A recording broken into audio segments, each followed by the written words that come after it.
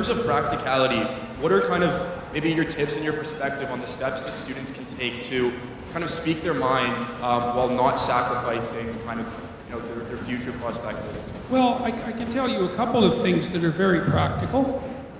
Don't write in your essays what you think the professor wants to hear. There's absolutely no excuse whatsoever for doing that.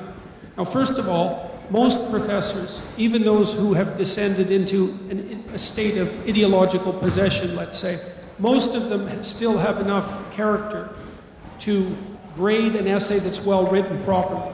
So you're actually taking less of a risk than you would think by stating what you have to state. But look, if you start practicing when you're in university, when the stakes are rather low, pandering to the audience, let's say, and saying what you think will get you by, you're going to train yourself to do that.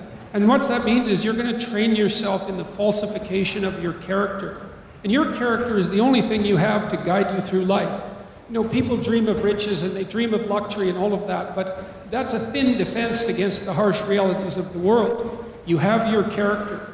And so what you do when you go to university is you learn to say what you think as clearly as you can, and to take the slings and arrows that come along with that. Not in an arrogant manner, right? Because like, what the hell do you know? You know, so you've got plenty to learn, but you want to formulate your thoughts carefully. You want to write what you think. Well, why? Because when you're writing, you're thinking. You're laying out the arguments that you're going to use to structure your existence in the world throughout your entire life. And if you start to twist and bend those for expedient reasons, you're going to warp your soul.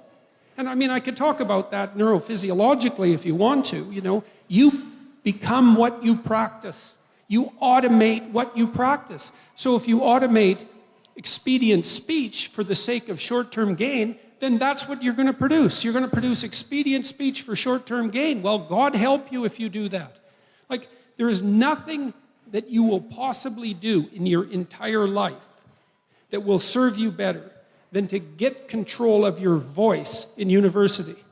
And so you do that by reading, right? You read great people. You do that by writing what you think. You stay true to yourself while you write what you think, and you take the risks and you gain the benefits that go along with that. You learn to stand up and speak and to listen carefully. And that makes you a negotiator of unparalleled power. And if you're a negotiator of unparalleled power, there's nothing in the world that won't open itself up to you. So that's what you're doing in university. And if you find professors who reject that, and there's fewer of them than you might think, then it's your sacred obligation to stand up for yourself against that.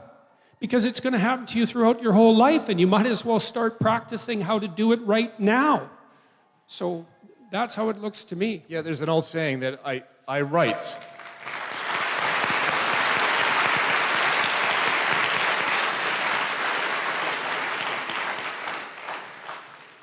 I write in order to know what I think. And you'll note how compelled speech interferes in that process, yes?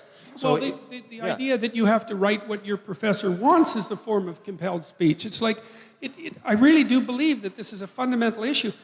As a therapist, say, when I'm trying to help someone set their life straight, I do my best not to compel their speech. And the reason for that is quite clear. It's like, you have your destiny with all its attendant triumphs and sufferings, and it's on your shoulders.